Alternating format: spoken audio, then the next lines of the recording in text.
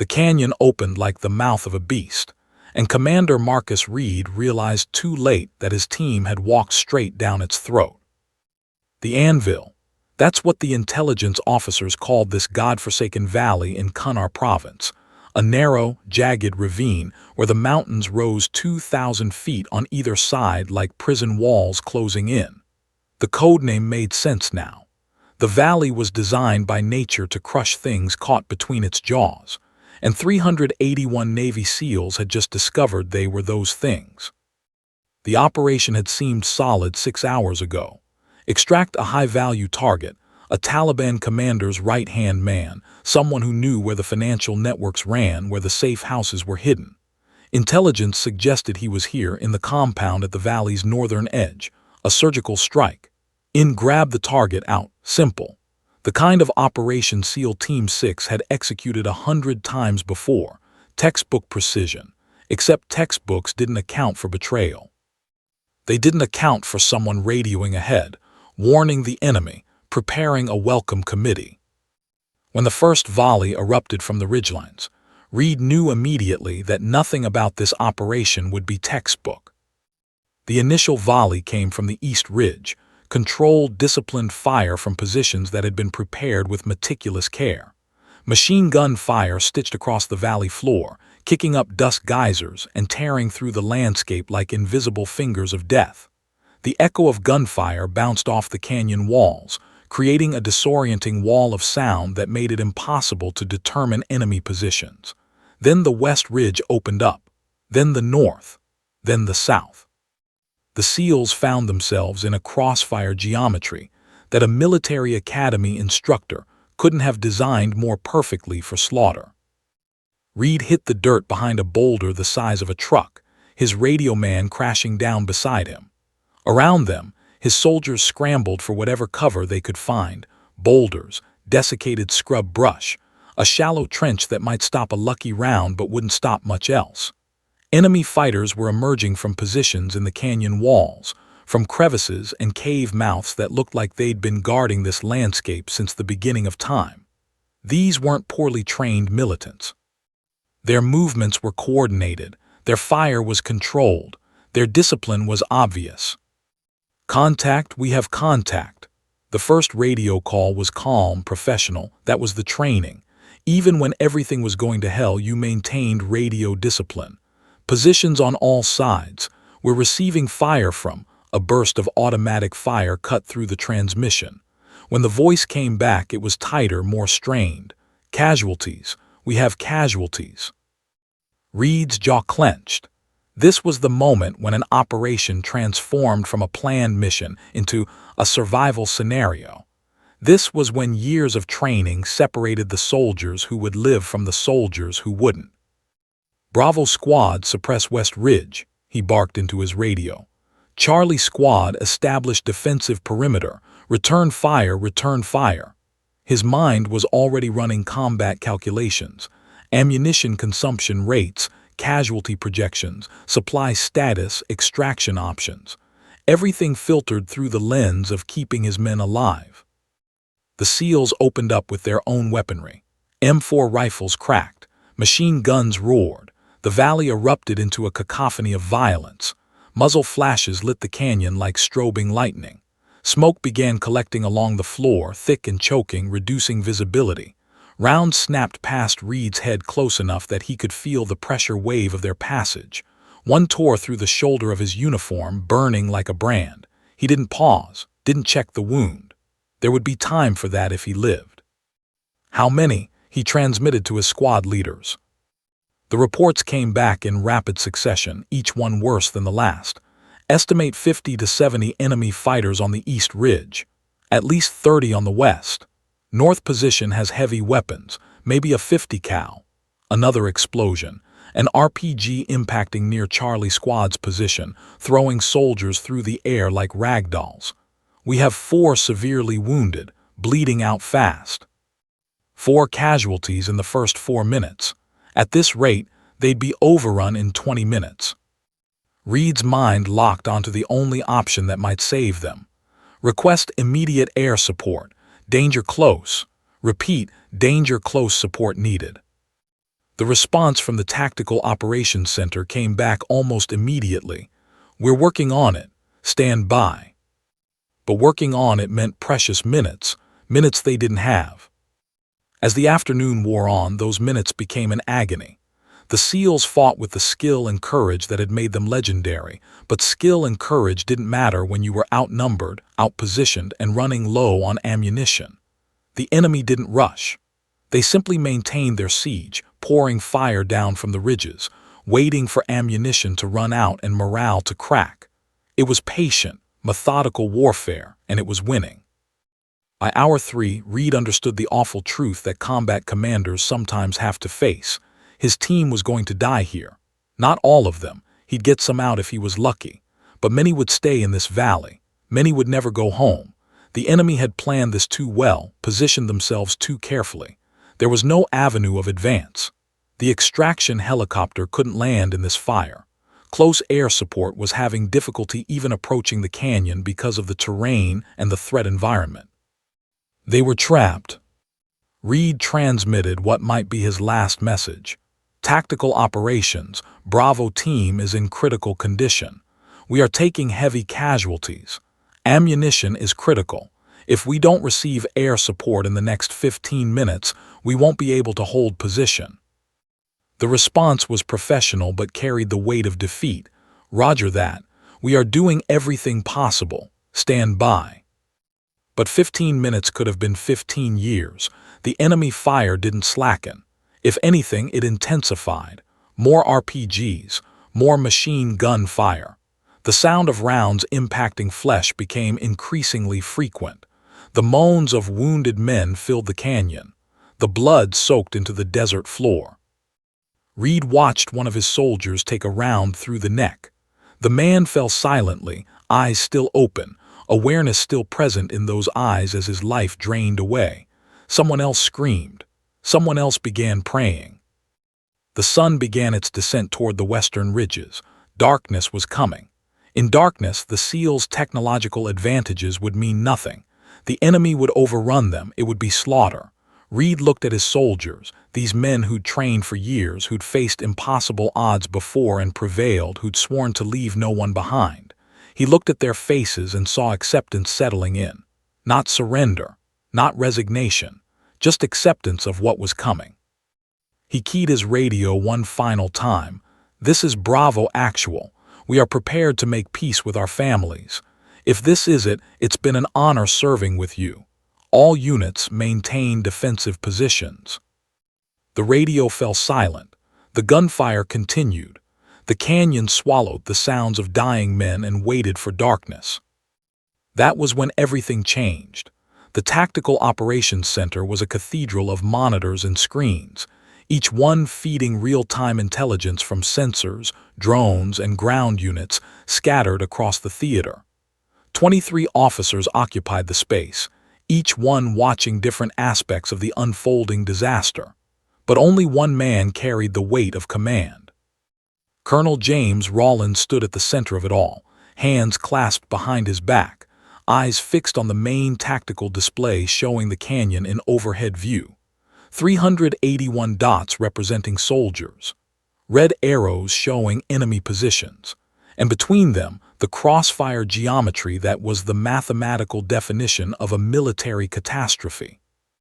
"Sir, we have confirmed hostile positions on all 4 ridgelines," the intelligence officer reported, her voice steady but strained.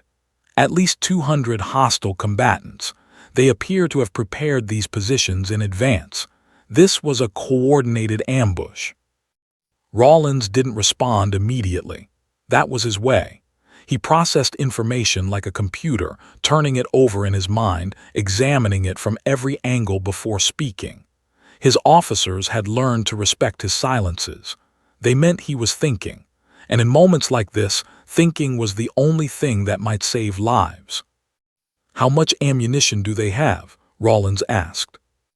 "Estimated 40 minutes to 1 hour at current expenditure rates, sir." 40 minutes.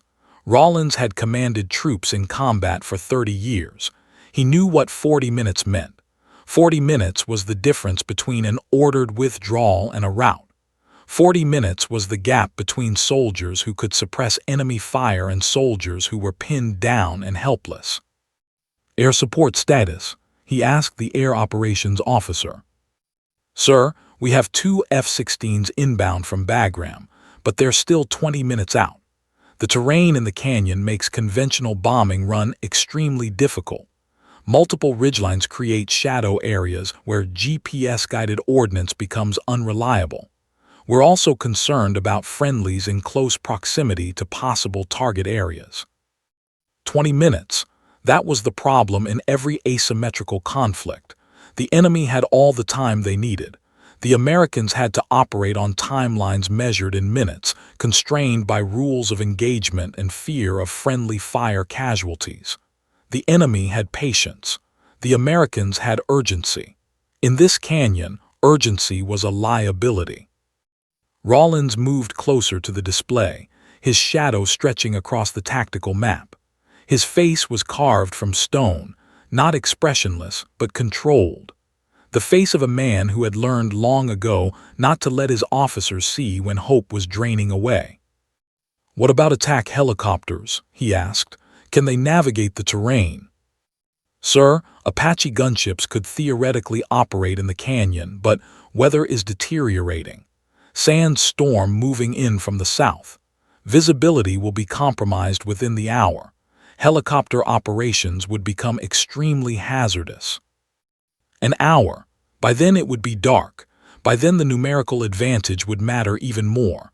By then, Rawlins stopped himself from completing that thought. Catastrophic thinking was a luxury a commander couldn't afford. "Get me the SEAL commander," Rawlins said. The communications officer adjusted his headset. A moment of static, then a voice came through, strained, controlled, but carrying the unmistakable undertone of a man wrestling with desperation. "Bravo Actual, this is TOC, Colonel Rawlins online." "TOC, this is Bravo Actual." A pause, background noise, gunfire, shouting, the chaos of combat. "We are pinned down, heavy fire from all directions. Ammunition critical. We need air support immediately." Rawlins' voice remained calm, professional. "Roger that, Bravo. We have fighters inbound. 20 minutes Ada. Can you hold?" Another pause, longer this time. In that pause was the answer before words confirmed it. "We can hold, but not for 20 minutes, not against this volume of fire. Maybe 10. After 10, they'll break our perimeter." The communications officer looked at Rawlins. All the officers were looking at Rawlins. This was the moment when years of training and command experience either provided solutions or revealed their absence. "What about extraction?" someone asked from the back of the operations center. "Negative," the air operations officer said immediately. "Extraction helicopter can't land under this fire. The LZ is completely dominated by enemy positions. We send a helo and now it gets shot down. We lose the helo and 70 more personnel in the rescue attempt." Rawlins' jaw tightened fractionally. That was the only external sign of the internal calculation happening in his mind. Send in rescue helicopters, you save some soldiers and lose others. Don't send them in, you lose all of them. In the mathematics of warfare, there were no good answers, only choices between different varieties of disaster. "What about the A-10s?" someone suggested. The air operations officer shook his head. "Sir, the A-10s are designed for wider terrain. The canyon walls would restrict their maneuverability. They could approach from high altitude and conduct standoff bombing, but we've already established that precision is compromised by the terrain. Friendly fire risk is unacceptable." "Get them coming anyway," Rawlins said quietly. "Have them standing by. Maybe we can find a way to use them." 20 minutes passed, then 25. The reports coming from Bravo team became increasingly desperate. Another casualty, then 2 more. The enemy wasn't slowing. If anything, they were increasing fire, sensing that their prey was weakening. Rawlins stood motionless, watching the display. The red arrows representing enemy forces seemed to be pressing inward, tightening around the blue dots representing his soldiers. The geometry was clear. The mathematics were brutal. Time was running out. At the 30-minute mark, something shifted in the radio traffic. There was less coordination in the SEAL team's reports, more emotion. A soldier screaming in pain, another voice trying to provide first aid, the sound of men reaching the end of their endurance. TOC, this is Bravo Actual.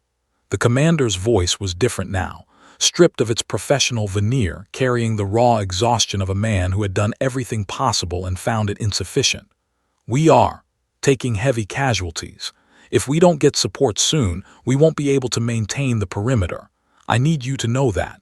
I need you to understand that we're doing everything we can, but we can't hold forever. Rawlins' hands unclenched. They moved across the tactical display, fingers tracing the terrain, the positions, the impossible geography. His eyes closed for a moment, then opened. "Start drafting casualty reports," he said quietly. The operations center fell silent. Those words meant only one thing. Rawlins was preparing for the worst. He was accepting that this mission would result in mass casualties. He was starting to process the loss of an entire SEAL team. A junior officer at the back began opening document templates, forms designed to notify families that their sons, husbands, fathers, brothers wouldn't be coming home. The forms that every military commander dreaded but every combat commander sometimes had to use. Rawlins slumped into the commander's chair. For the first time in 30 years, he allowed himself to believe that he couldn't save them. That belief didn't make him weak. It made him realistic. The canyon had them. The enemy had them. Time had them. And now, for the first time in this operation, hope was a luxury he couldn't afford. "All units maintain positions," he transmitted to Bravo Team, his voice carrying the weight of that resignation. "We are exploring all available options. Do not lose faith." But as he said it, Rawlins' eyes moved to the clock on the wall, counting down, always counting down. And in his mind, he was already writing the letters to the families, already preparing explanations that would never be good enough, already accepting defeat. The operations center held its collective breath, waiting for whatever came next.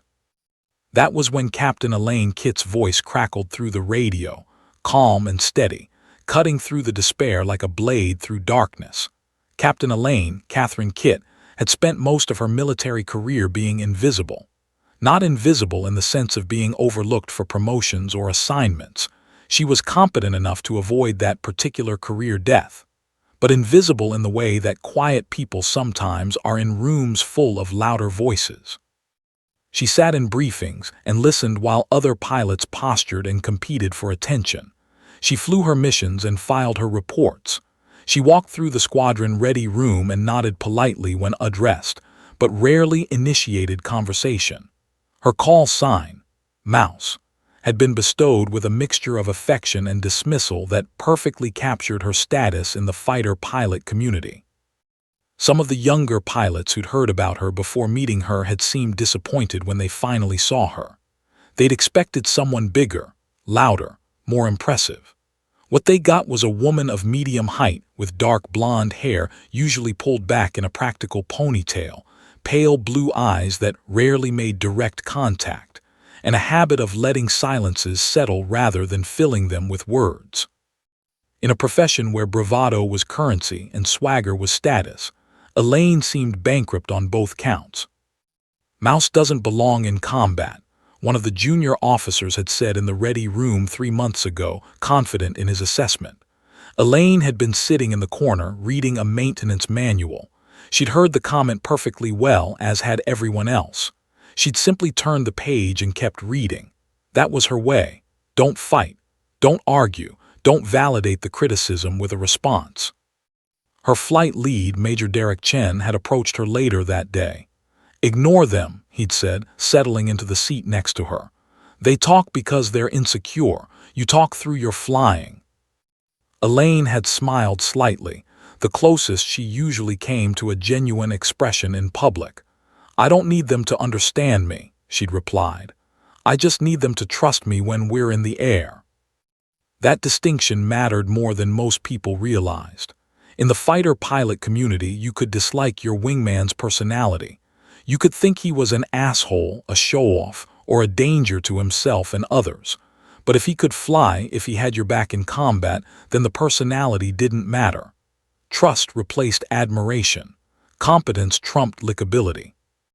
Elaine had earned that trust through 5 years of flawless flying. She'd gotten her call sign Mouse during training when her instructor had remarked that she flew so quietly and precisely that you almost didn't notice her aircraft was there until it had accomplished its mission and disappeared. The other pilots had laughed and adopted the name. Elaine had never complained. Names in the military were meant to stick, and stick they did.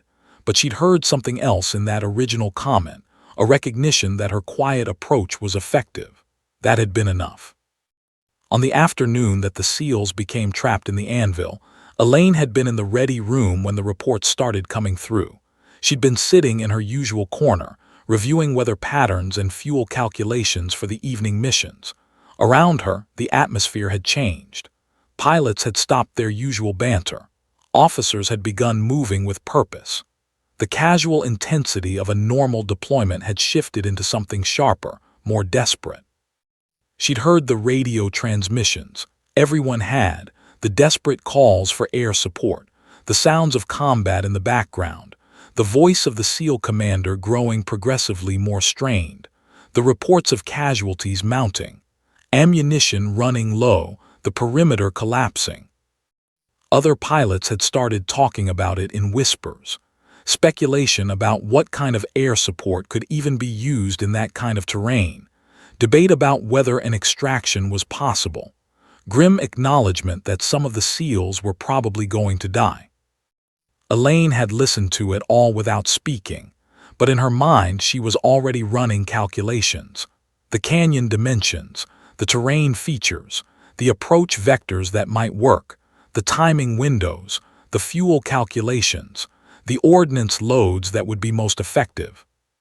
And she'd realized something that the other pilots, caught up in the emotional weight of the situation, had missed. There was a way. It was insane. It violated every protocol. It required flying at altitudes and speeds that conventional wisdom said were suicidal. But it could work. The canyon's narrow profile, which made it impossible for conventional bombing runs, could actually be navigated by an A-10 if the pilot was willing to fly low enough and fast enough to use the terrain itself as cover. The walls that created the shadow areas, where GPS ordnance became unreliable, could actually shield an attacker from the enemy's air defense systems. It was brilliant tactical impossibility that only became possible if you were willing to break all the rules. Elaine had stood up abruptly. The motion had drawn a few curious looks from nearby officers, but she'd ignored them. She'd walked to the window and looked out at the flight line, where the A-10 warthogs sat like prehistoric beasts in the afternoon sun. Her aircraft was out there, the same one she'd flown that morning, the same one she'd brought back with damage that was being assessed but not yet repaired. A voice behind her had spoken, one of the younger pilots trying to make conversation. "Can you believe what's happening? 381 SEALs trapped and nobody can do anything about it. That's brutal." Elaine had turned from the window. She'd looked at the officer with her pale blue eyes that rarely engaged with anything, and in that moment something had shifted. Not dramatically, not in a way that would register on any external assessment, but in her mind a decision had crystallized. A moment of clarity so complete that it felt less like making a choice and more like recognizing one that had always been inevitable. "I can do something about it," she'd said quietly. The officer had laughed. It had been an automatic response, the kind of laugh people make when they assume someone is joking. But something in Elaine's tone, something in the absolute stillness of her posture, had made him stop laughing quickly. "You're serious?" he'd asked. "Completely," Elaine had replied. She'd walked out of the ready room without another word. Behind her, the officer had stood confused, probably assuming she was being dramatic or making some kind of statement. He didn't understand that Elaine never made statements. She just did things. She'd made her way to the Flight Operations Center, moving through the corridors of the base with purpose for the first time in months. The enlisted personnel she'd passed had noticed. They always noticed when someone's energy changed. But they'd said nothing, just let her pass. The operations center had been chaos. Officers running in multiple directions, phones ringing, radio traffic creating a constant background hum. She'd walked to the desk of the chief operations officer and waited for his attention. He'd looked up, surprised to see her. "Captain Kit, something I can help you with." "Yes, sir," she'd said. "I have a flight plan I'd like to propose." And in that moment, in a quiet, ready room in a forward air base in the middle of a war zone, a woman who nobody really paid attention to had decided to change everything.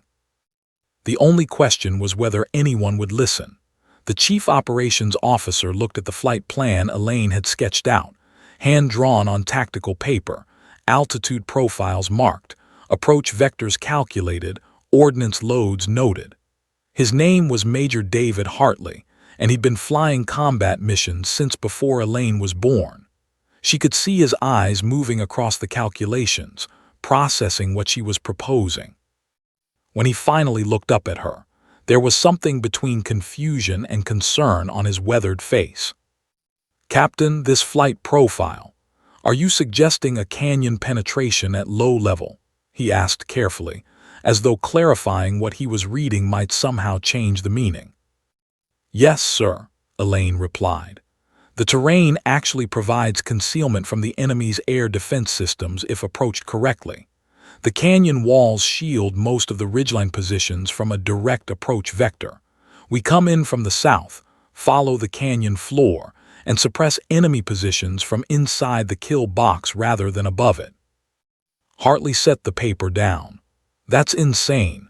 You'd be flying at what, 250 knots at 300 feet altitude?" 220 knots, 150 feet AGL at the narrowest point, Elaine corrected. "The A-10's built for that kind of flying. Low-altitude penetration is exactly what it's designed for. The GAU-8 would be devastating against targets at that altitude. They wouldn't be able to get enough elevation to avoid the gun runs." "Captain, I appreciate the thinking, but—" Hartley stood up, moving to a large tactical map on the wall. He pointed to the canyon configuration. "Look at this. The terrain is incredibly complex. One navigation error and you impact rock at 220 knots. You'd need to be on an exact flight path with no margin for error, for 45 minutes. "I've flown similar terrain in training," Elaine said. She was being measured, not defensive.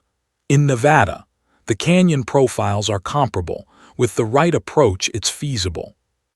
"Feasible and likely to get you killed aren't mutually exclusive," Hartley said, but there was less certainty in his voice now.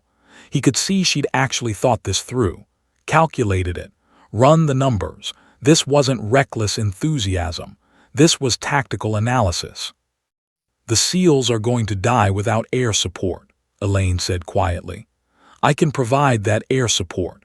I can do it in a way that the current air tasking system says is impossible, but it's not actually impossible. It's just unconventional." Hartley studied her for a long moment. "You understand what you're asking. Even if I approved this, and I'm not saying I would, you're talking about launching without proper authorization. You're talking about violating direct orders if command tells you to stand down. You're talking about a court-martial if this goes wrong."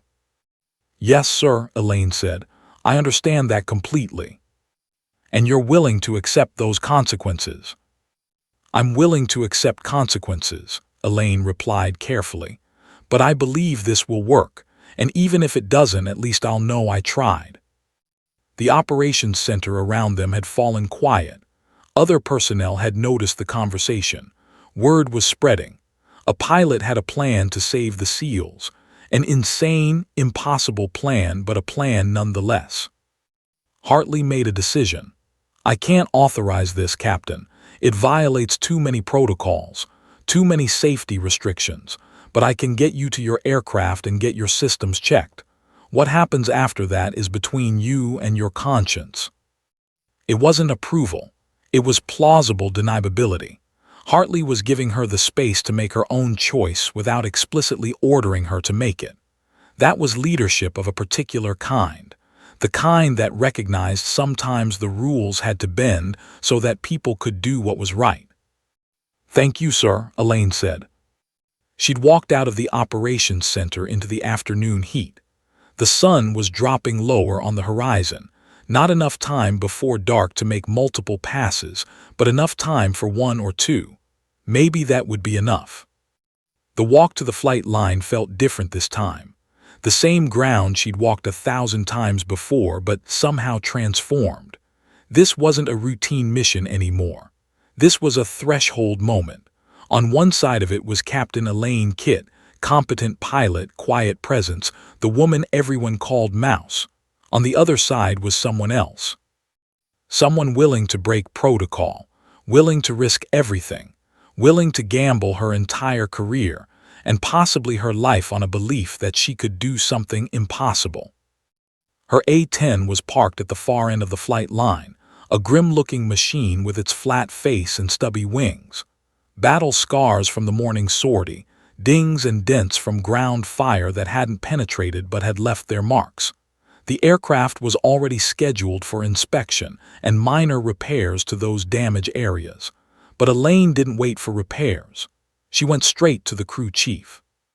"Get her fueled and armed," she said. "Maximum ordnance load.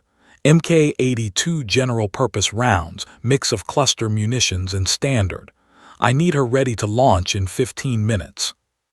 The crew chief, Sergeant Marcus Williams, looked at her with surprise. "Ma'am, there's no scheduled mission, and this bird's got damage that needs evaluation." "I'm aware," Elaine said, "but I'm taking her up. Now get her ready." Williams had been a crew chief for 12 years. He'd seen pilots come and go, had learned to read them. Something about Captain Kitt's tone told him this wasn't a request that could be denied. "Yes, ma'am. 15 minutes." Elaine walked to the pre-flight area and began her equipment check. Flight suit, helmet, G-suit, vest. Each item was a ritual, a progression toward commitment. She wasn't thinking about failure, wasn't thinking about the possibility that she could die, wasn't thinking about anything except the mission parameters, the canyon, the seals, the enemy positions, the firing solutions she'd calculated. Her hands moved with automatic precision through the pre-flight checklist, hands that didn't shake, mind that didn't waver. This was who she was when silence wasn't weakness. This was who Elaine Kitt became when the moment demanded it. At the 13-minute mark, she walked toward her aircraft. The sun was dropping lower. In about 2 hours, darkness would make precision flying impossible. 2 hours to save 381 people. 2 hours to attempt something the entire military establishment said couldn't be done. She climbed into the cockpit, settled into the seat, the familiar weight of the restraint harness settling across her chest, switches beginning their sequence, the engine roaring to life, vibrations running through the airframe as systems came online, warning lights flickering and dying as she cycled through the startup sequence. The radio crackled. "Stormcaller, you are cleared for takeoff." That was Hartley giving her a new call sign, not Mouse anymore. Stormcaller, the storm that was about to break over that canyon. "Roger that," Elaine replied, "Stormcaller rolling." She pushed the throttles forward and felt the Warthog respond, the aircraft beginning to move. Behind her, ground personnel were radioing ahead. She could hear the confusion starting in the command center as they realized what was happening. She was committed now. No turning back. The runway stretched ahead. She accelerated, watching the airspeed indicator climb. 120 knots, 150, 180. The nose came up and suddenly the earth was falling away below her. The aircraft climbed steadily upward, wheels retracting, weapons bays closing. Below her, the operations center was erupting in organized chaos. Colonel Rawlins had to be in communication with someone about an unauthorized A-10 launch. There would be orders to return to base, directives to abort the mission, demands for explanation. Elaine turned off the radio. She wouldn't hear the orders that way. She was committed. She was going forward. She was going to save those SEALs or die trying. The canyon was 50 miles away, flying time 8 minutes. She pointed her aircraft south and pushed the throttles forward. The canyon appeared on the horizon like the mouth of a tomb. Elaine saw it from 15,000 feet, a dark gash in the earth splitting the landscape like a wound that had never healed.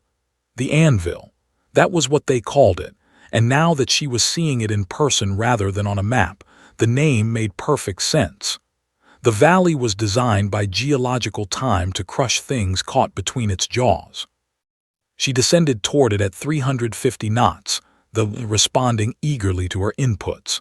The engines thrummed their deep mechanical song.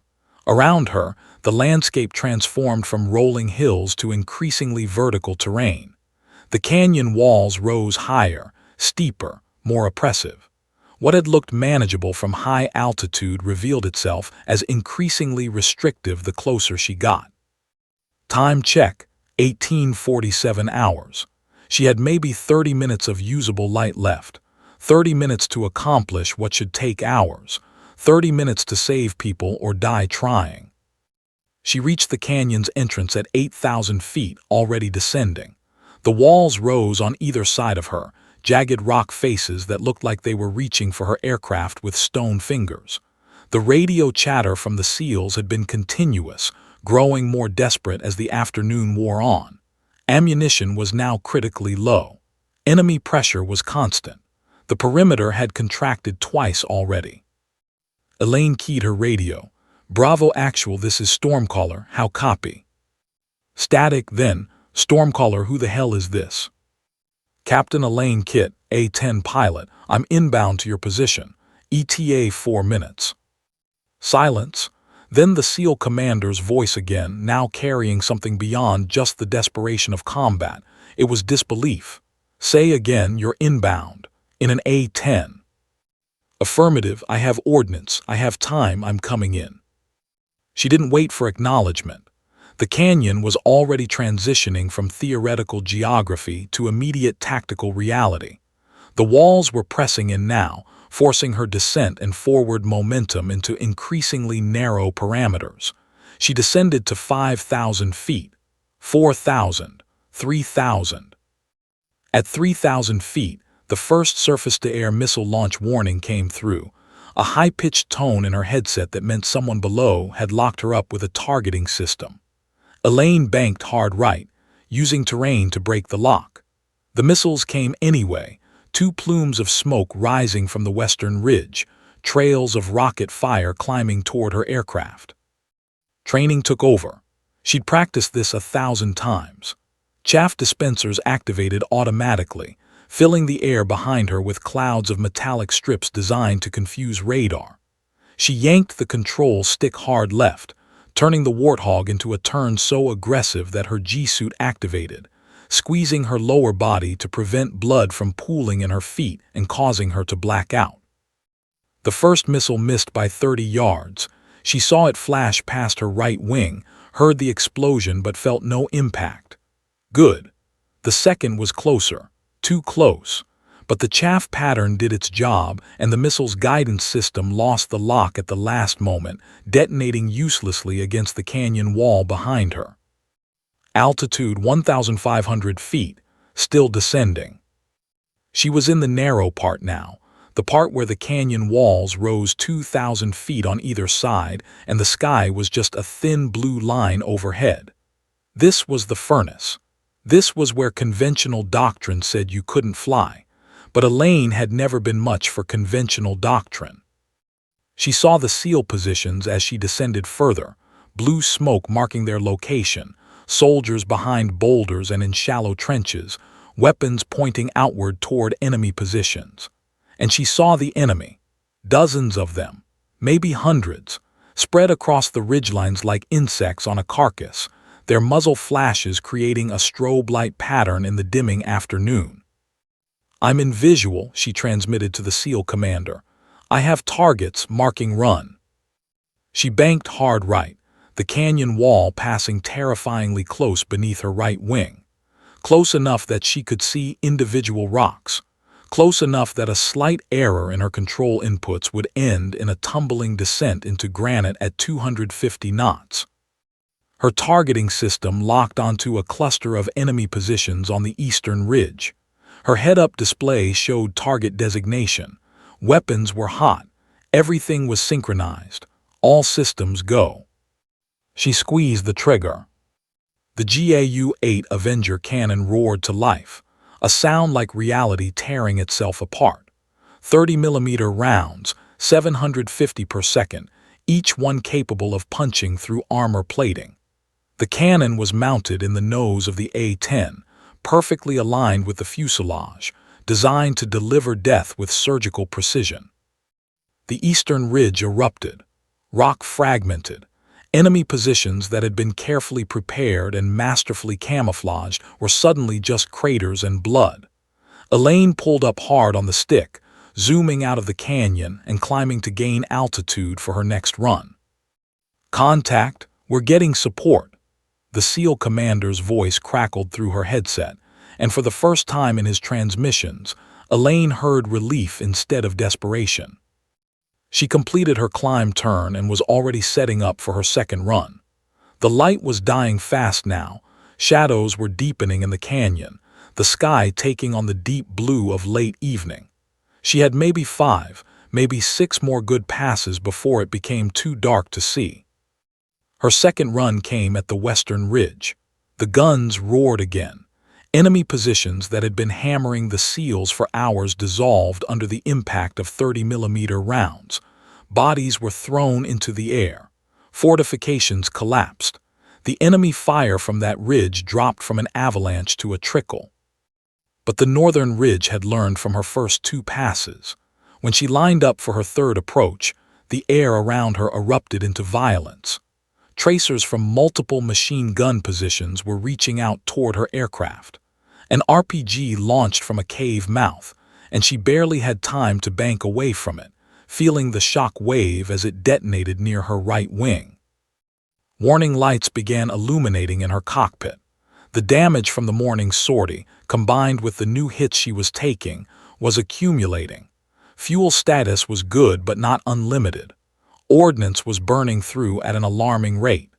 She'd planned for multiple passes, but at this expenditure rate, she'd be out of ammunition before the sun completely disappeared. She made a decision. She would focus her remaining ordnance on the positions that were doing the most damage to the SEALs. She would make her passes count, and she would keep coming until either the enemy was broken or the darkness made flying impossible. Her fourth pass destroyed the northern ridge's primary machine gun position. The fifth suppressed reinforcements trying to move up from the south. The sixth was when the serious damage happened. She was too low, too committed to her bombing run when she heard the detonation behind her. Felt the impact. Felt the aircraft stumble in the air like she'd hit an invisible wall. One of her engines was burning. But she was committed to the run. The ordnance was already in the air. The targeting solution was locked. She held the trigger down for 3 more seconds, delivering rounds that would suppress enemy fire and buy the SEALs time. Only when the bombs were away did she allow herself to check her instruments. The right engine temperature was in the red. Hydraulic pressure was dropping. And worst of all, one of her main control surfaces wasn't responding the way it should. But the SEALs below were still alive. The enemy positions were still being broken. The mission wasn't over yet. Elaine pulled up into the darkening sky and set up for another run. The furnace had her now, and she would either save everyone or burn completely. The right engine was dying. Elaine could hear it in the acoustic signature of the airframe, could feel it in the subtle asymmetry of thrust, could see it confirmed in the instrument's screaming red numbers at her from the dashboard. Engine temperature, 480 degrees Celsius. Hydraulic pressure, 2,800 psi and dropping. Fuel flow, erratic. The A-10 Warthog was built tough, designed to absorb punishment that would destroy other aircraft. But there were limits. Every system had red lines beyond which systems failed. She was approaching several of them simultaneously. Elaine's jaw tightened, but her hands remained steady on the control stick.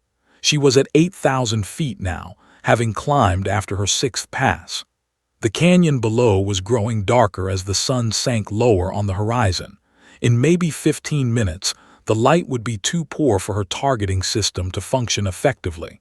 15 minutes to accomplish what should take hours. She set up for another approach. The turn was slightly sluggish. That control surface wasn't responding the way it should. The starboard aileron had taken damage, probably from one of the small arms fire hits. Nothing critical yet, but her control authority was degraded. Her margin for error in the canyon was already razor-thin. Degraded control authority made it lethal. She descended back into the canyon at 7,000 feet, preparing for another run. The SEALs were moving now. She could see them repositioning, taking advantage of the suppressive fire she was providing. The enemy positions on the eastern ridge were largely neutralized. The western ridge was suppressed, but the northern positions were still active, still killing. Stormcaller, this is Bravo Actual, the SEAL commander transmitted. We're starting extraction movement. Can you maintain suppressive fire on the north ridge? Roger that, Elaine replied. I'll give you everything I have left. She descended to 6,000 feet, 5,000. The canyon walls were pressing in again, that claustrophobic sensation of flying in a passage barely wider than her wingspan. The targeting system locked onto the northern ridge positions. She could see enemy soldiers scrambling, trying to relocate as her rounds started impacting their positions. Her finger moved to the cannon trigger. The GAU-8 roared again, and the world became one sustained explosion of noise and violence. 30mm rounds carved through the canyon, shattering stone and flesh indiscriminately. But something was wrong. Her left side felt heavier than her right. The aircraft wanted to roll left. The damaged aileron wasn't compensating properly for the thrust asymmetry from the burned-out right engine. She fought the control inputs, applying right rudder and right stick pressure to keep the aircraft flying straight. It was working, but it was eating up her attention and her physical energy. The Warthog was becoming harder to fly by the second. She pulled up out of the canyon again, and that's when the second missile hit her. This one came from a position she hadn't seen, a shoulder-launched air defense weapon, probably a Stinger clone, fired from a cave mouth on the eastern ridge that should have been suppressed. The missile streaked upward and impacted her left wing, near the root. The impact was catastrophic. Alarms shrieked in the cockpit. Warning lights transformed from scattered indicators into a constellation of red emergency signals. The left wing dipped violently. Elaine's instrument panel became a chaos of failing systems. Fuel flow cut off on the right engine, probably ruptured lines from the impact. Hydraulic pressure on the left system dropped to critical. And most terrifying, her flight control computer reset, taking her autopilot offline and leaving her flying on pure manual control of an increasingly crippled aircraft. For a moment, just a fraction of a second, Elaine considered it. She could eject. The ejection seat would save her. The pararescue teams were in the area. She could be rescued. She could survive this. But the SEALs were still fighting below, still dying, still depending on her to keep the enemy suppressed while they fought their way to extraction. She locked her jaw and flew through the trauma of her crippled aircraft.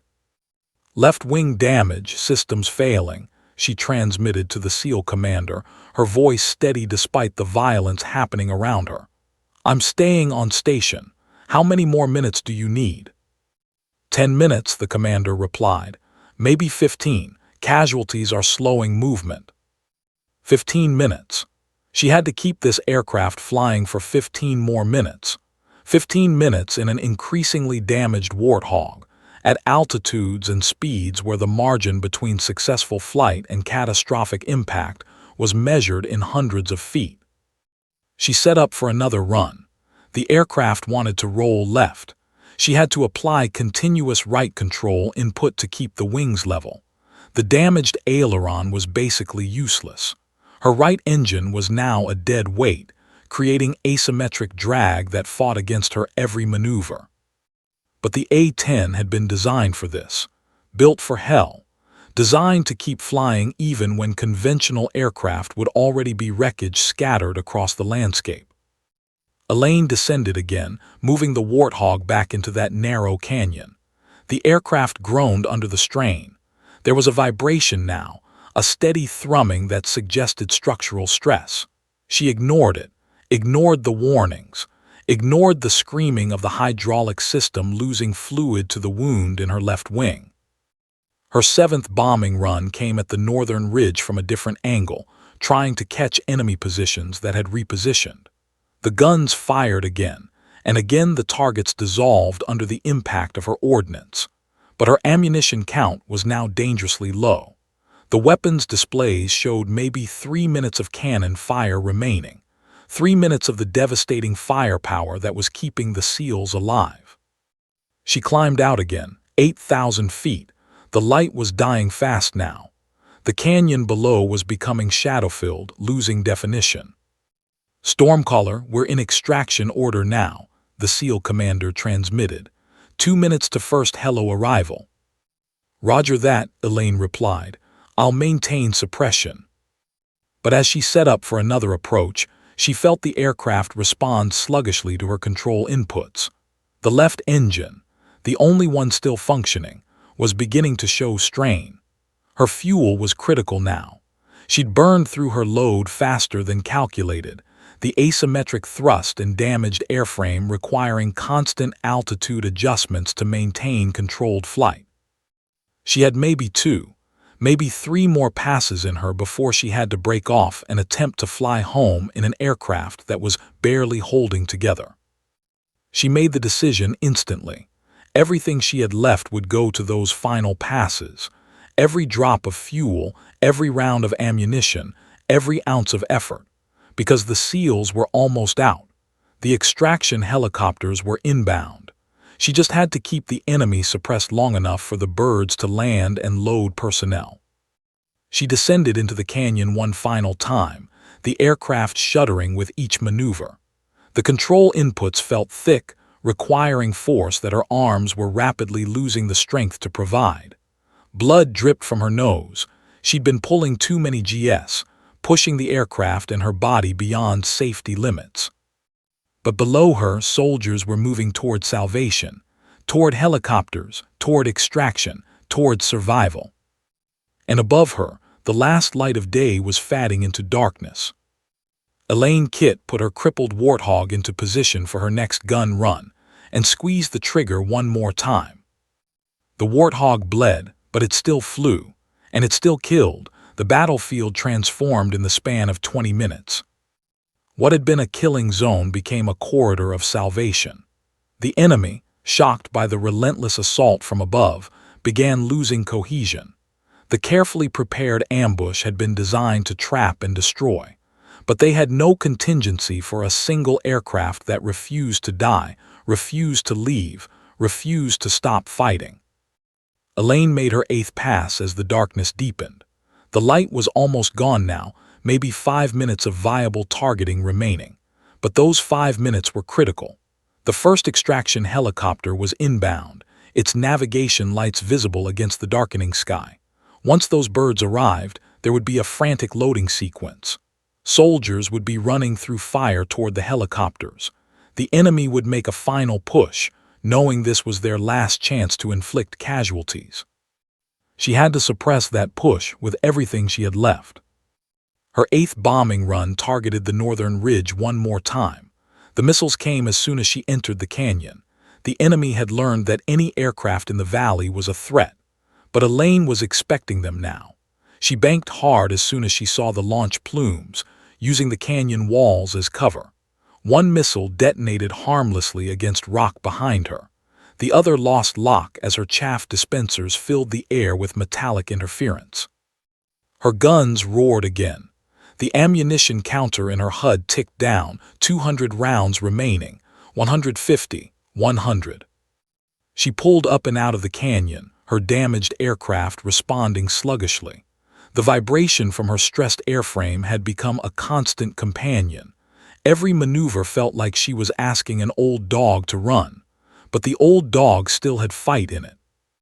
"Bravo Actual, how long until first extraction is complete?" she transmitted.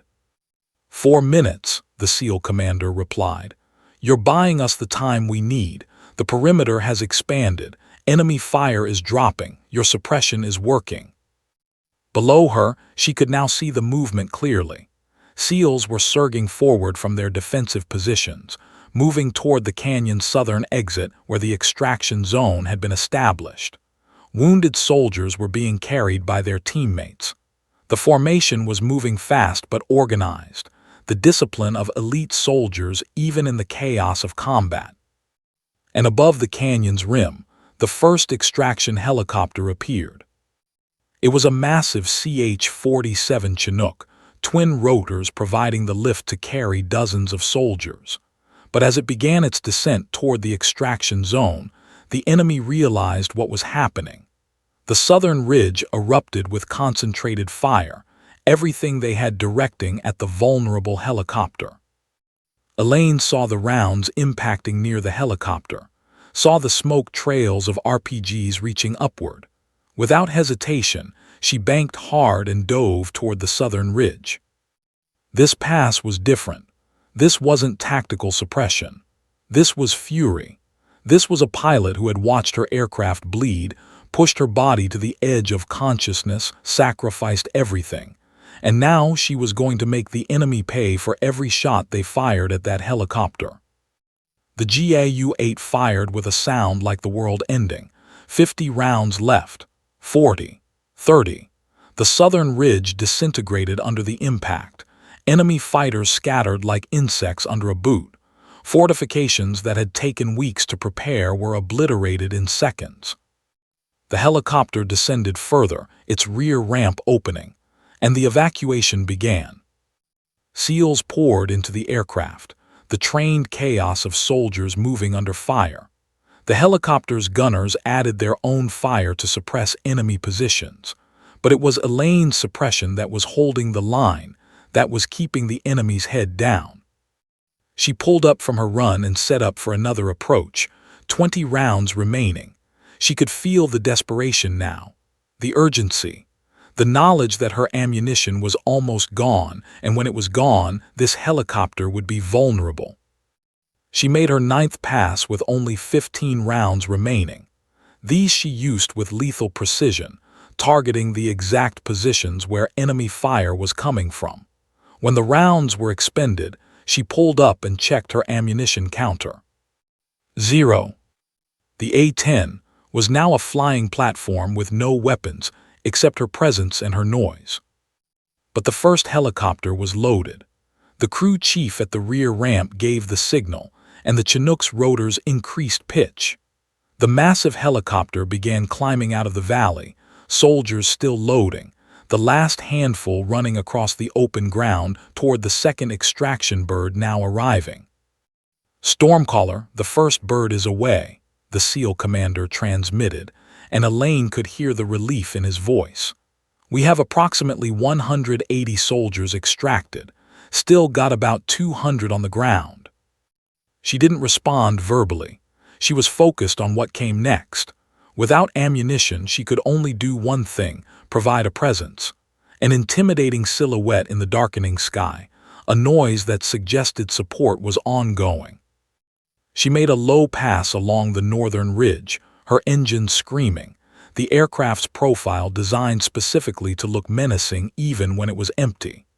The enemy fire slackened fractionally, not because she was a threat, but because her presence suggested ongoing danger. The second helicopter descended. The loading process accelerated. Soldiers were moving faster, urgency driving them forward. The second bird filled with bodies until its crew chief signaled capacity was reached. "Second bird loaded, coming up," the SEAL commander called. The second Chinook climbed away from the valley, another 100 soldiers escaping. The remaining personnel huddled around the landing zone, waiting for the third extraction bird. Elaine found herself in a strange position. She was completely out of weapons. Her right engine was dead. Her hydraulic systems were failing. Her control surfaces were damaged, but she was still here, still flying, still a presence. She made another intimidating pass, low and fast and loud. The sound of an A-10 Warthog in full power was weapon enough sometimes. The psychological impact of that sound, that presence, could suppress enemy fire as effectively as ordnance. The third helicopter arrived. The final group of SEALs began loading. Elaine made another pass, another low, fast, threatening presence. The enemy fire was sparse now, sporadic. The coordinated ambush had degraded into isolated pockets of fire. The organization was gone. The preparation was meaningless. The carefully laid trap had been broken by a single aircraft and a pilot who refused to accept the word impossible. The third helicopter loaded, the loading completed, the ramp went up. "All personnel extracted," the SEAL commander transmitted, and in those 4 words was the sound of salvation. "Stormcaller, thank you, thank you." The third Chinook began climbing away from the canyon, carrying the last of the soldiers to safety. 381 SEALs. All of them were now out of the canyon, all of them alive, all of them flying toward base and medical care and home and families. Elaine had done it. Somehow, impossibly, she had done it. "Roger that," she transmitted, her voice steady despite the adrenaline crash that was hitting her hard. "Bravo actual, glad I could help." Now she had to fly home, in a damaged aircraft, in fatting light, with one functioning engine and hydraulic systems that were bleeding their lifeblood into the canyon below. She pointed the Warthog toward the south, away from the anvil, and began the most dangerous flight of her life. The flight to base in an aircraft that, by all rational assessment, shouldn't still be airborne. Behind her, the canyon fell silent. The enemy was broken, scattered, defeated by the impossible. And above the darkening landscape, an A-10 Warthog pushed through the gathering darkness toward home. The flight home was the longest 47 minutes of Elaine's life. Flying on one engine, with compromised hydraulics and damaged flight surfaces, in gathering darkness, at altitude where a single system failure could be fatal. The Warthog was flying on what the old maintenance crews called spite and prayer. Elaine was operating purely on adrenaline and stubborn refusal to die before touchdown. She maintained a steady descent toward the forward airbase, fighting the aircraft's tendency to roll left, nursing the dying hydraulic systems, watching her fuel gauge drop toward critical. The radio was quiet. Everyone was listening to the evacuation confirmation, the helicopters landing back at base, the SEALs being counted and triaged and rushed to medical facilities. Nobody was paying attention to the damaged A-10 limping through the darkness until she called it in. "Forward ops, Stormcaller inbound," she transmitted, her voice hoarse from the strain of the past 90 minutes. "Single engine, hydraulic failure, damage to flight control surfaces, requesting emergency landing." The silence that followed lasted 3 long seconds. Then, "Say again, Stormcaller, you're the A-10 that?" "Affirmative," she said. "I'm the unauthorized launch from this afternoon. I have approximately 8 minutes of fuel remaining. I need to land now." "Roger that, Stormcaller. We're clearing the runway. Your primary landing priority, come on home." The runway appeared below her like a runway of lights in the darkness. Elaine descended carefully, fighting every input. The damaged aileron made the aircraft want to bank left. Her damaged right engine was now completely cold, just dead weight hanging on her wing. She was flying on fumes and hope. She crossed the runway threshold at 800 feet, 700. The landing gear came down, there was resistance in the system, but it lowered. Locked. Green lights. Good enough. She flared the aircraft at 200 feet, cutting power to the left engine. The Warthog dropped toward the runway with the grace of a falling rock. But A-10 had done this thousands of times in training. She knew the aircraft's characteristics, knew its weight, knew exactly how much drop she could accept before needing power. The gear touched concrete. The impact was hard, harder than a normal landing because of her excessive descent rate, but the aircraft stayed on the runway. The gear held. The airframe held. She applied brakes, and despite the hydraulic damage, they functioned. The aircraft decelerated, rolling down the concrete in a corkscrew path because the damaged aileron was fighting her steering. She made it 2/3 down the runway before the left main landing gear collapsed. The aircraft lurched violently. The left wing dipped. A-10 felt the scraping sensation of metal on concrete as the aircraft dropped onto its belly. Sparks erupted from the friction. She cut power completely, steering with the right gear, trying to minimize damage. They came to a stop in a shower of sparks and the smell of burning metal. For a moment there was silence. A-10 sat in the cockpit, breathing hard, her hands shaking with the crash of adrenaline as it finally abandoned her system. She was on the ground. She was alive. The aircraft was destroyed, but she was alive. Then the radio erupted. "Stormcaller, we have emergency response en route. Stay in the aircraft. Fire crew is deploying." But A-10 had already hit the ejection seat canopy release. She popped the canopy open and climbed out of the cockpit on shaking legs. The flight suit was soaked with sweat. Blood was dried on her face. Her hands were trembling so badly she could barely grip the canopy frame. She dropped to the ground just as the fire trucks arrived, their lights cutting through the darkness. Within seconds, she was surrounded by emergency personnel, asking if she was injured, checking her vitals, guiding her away from the aircraft. That's when the first officer arrived. It was Major Derek Chen, her flight lead. His expression shifted from concern to shock as he realized who had just climbed out of that aircraft. "Captain Kit," he asked, disbelief clear in his voice, "you're the pilot who—" "I'm the unauthorized launch, yes," A-10 said quietly. Her voice was hoarse, barely above a whisper. "I flew down the canyon, provided air support, got the seals extracted." The words were simple, factual, understated, but as they spread, they created shock waves. Within minutes, Colonel Rawlins arrived at the airfield. He stepped out of his vehicle and walked directly to A-10. She expected anger, court-martial proceedings, career destruction. Instead, his face carried an expression she'd never seen from a commanding officer before: profound gratitude.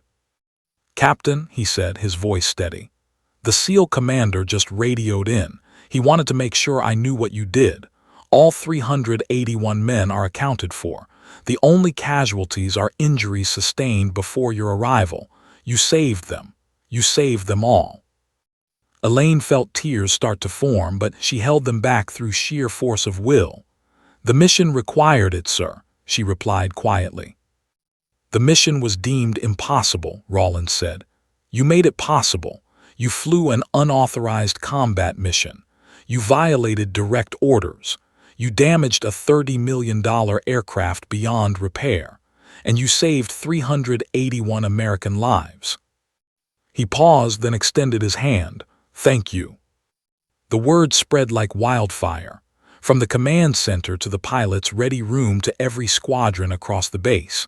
The quiet pilot, the one they called Mouse, the woman nobody really paid attention to. She'd flown an impossible mission. She'd defied orders. She'd done something nobody else thought could be done. The next morning, she was called before a formal inquiry board. She expected disciplinary action. What she got instead was a decorated commendation, the Distinguished Flying Cross, recognition as a hero. But more important than the medal was something else. Her call sign changed. In the pilot community, call signs stuck. They defined you, but occasionally when something monumental happened, a call sign could change, could evolve. Elaine was no longer Mouse. The quiet pilot had roared into existence, and everyone who heard that roar would never forget it. She was Stormcaller now. The story spread through every air base in the theater. Other pilots referenced her in briefings. Training officers used her actions as examples. The story of the quiet pilot who broke all the rules and saved an entire team became legend. Months later, other female pilots who were struggling with acceptance and doubt came to her. They'd look at her and see possibility. They'd see that being quiet didn't mean being weak, that being overlooked didn't mean you couldn't change everything. In squadron bars around the world, pilots would talk about the day Stormcaller flew into the anvil and rewrote the rules of air combat. They'd debate whether they could have done the same thing. Most would admit they couldn't. The mission was too dangerous, the odds too long, the cost too high. But Elaine had seen it differently. To her it had been simple. People needed help. She could provide that help. The cost was irrelevant. Years later, long after she'd left active service, people would still approach her. Military officers, other pilots, SEALs who'd been in that valley. They'd all say the same thing: "You saved our lives." And she would always respond the same way: "I just did my job." But the world knew better. The quiet girl who'd grown up in a small town, who'd joined the military-seeking challenge, who'd been dismissed and overlooked and doubted, she'd become a legend. Not because she was loud, not because she sought recognition, but because when it mattered most, when the stakes were highest and the odds were worst, she'd chosen action over acceptance of defeat. The canyon at Kunar province remained, still standing, still treacherous. But the ambush that had been perfectly prepared, perfectly executed, the ambush that had trapped 381 soldiers, that ambush was broken by one pilot and one aircraft and one moment of perfect clarity. Captain Elaine, Stormcaller, Kit had flown into the furnace and walked out transformed. Not because she was special, but because when everyone else had given up, she decided that giving up wasn't an option. And in that decision, she'd become the thing legends are made of. The Mouse had roared, and the world would remember that roar forever.